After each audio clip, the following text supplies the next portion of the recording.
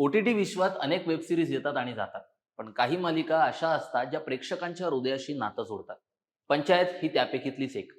ग्रामीण भारताचं वास्तव, तिथलं साधंसं गुंतागुंतीनं भरलेलं जीवन आणि त्यातही हास्याचा व आत्मिक शांततेचा सूर जपत पंचायतनं आपल्या खास शैलीत एक स्वतंत्र ओळख निर्माण केली.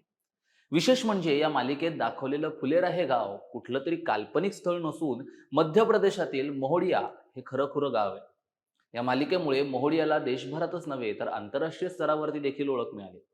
गावात चित्रीकरणामुळे निर्माण झालेल्या आर्थिक संधी, वाढलेलं पर्यटन आणि स्थानिकांना मिळालेली प्रसिद्धी, हे सगळं या मालिकेच्या प्रभावाचे सकारात्मक पैलू आहेत. मात्र त्याच वेळी वाढती गर्दी, प्रत्यक्ष आणि मालिकेतील गाव यातील विसंगती, तसंच गावाचं मूळ नाव न वापरल्यामुळे निर्माण झालेल्या भावनिक खंताई या लक्षात घेतल्या आहेत.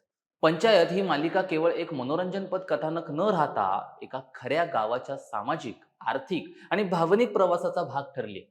म्हणूनच या मालिकेकडे केवळ कलात्मक दृष्टिकोनातूनच नव्हे तर तिच्या वास्तवाशी जोडलेल्या परिणामांकडेही गांभीर्यानं पाहण्याची गरज आहे.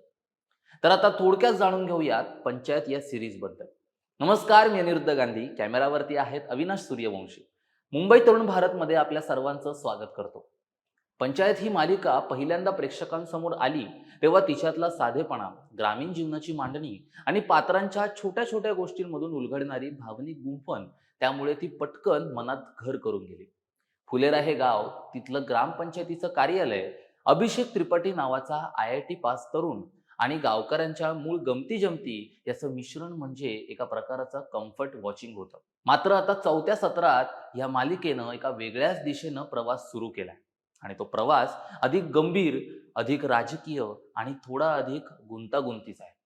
4थं पर्व 3ऱ्या सत्राच्या शेवटी घडलेल्या नाट्यमय घटनेनंतर लगेच सुरू होतं. ब्रिजभूषण दुबे म्हणजेच रघुवीर यादव यांच्यावरती जीवघेणा हल्ला झाल्यावरती त्याच्या उपचारांमध्ये सुरू असलेलं पुनरागमन आपल्याला दिसून येतं. तर दुसरीकडे अभिषेक त्रिपाठी म्हणजेच जितेंद्र कुमार आणि भूषणवर अर्थात दुर्गेश कुमार हे हात उगारल्यावरती कायदेशीर गुंतागुंतीत अडकलेले दिसतात आणि त्याचं CAT परीक्षेचं स्वप्न आता एका बाजूला ठेवून कथानक पूर्णपणे पंचायत निवडणुकीच्या भोवती फिरू लागतं.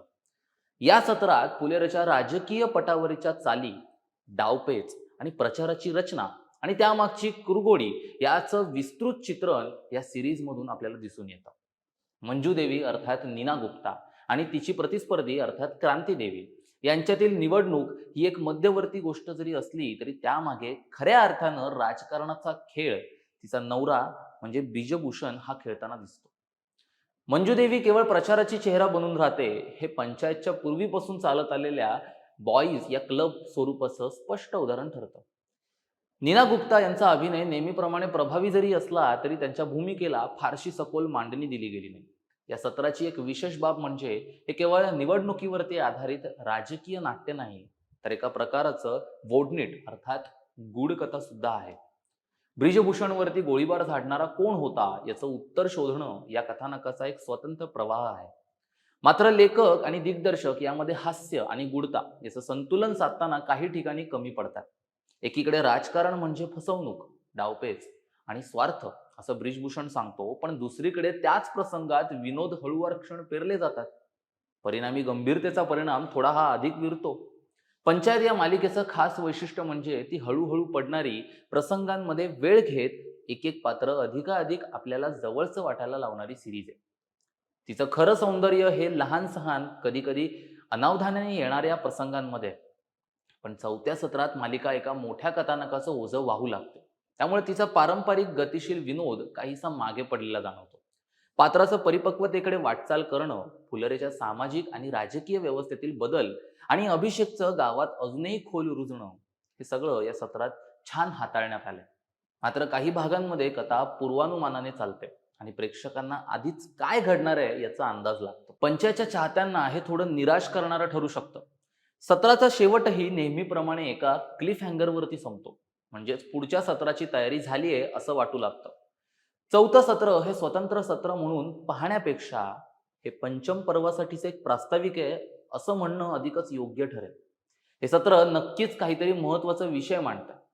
ग्रामीण राजकारणातील खालच्या पातळीवरील चालाखी, भावनिक खेळ आणि व्यक्तिगत स्वार्थ, पण हे सगळं मांडताना त्यातली सुसंगती कधी कधी हरवली जाते.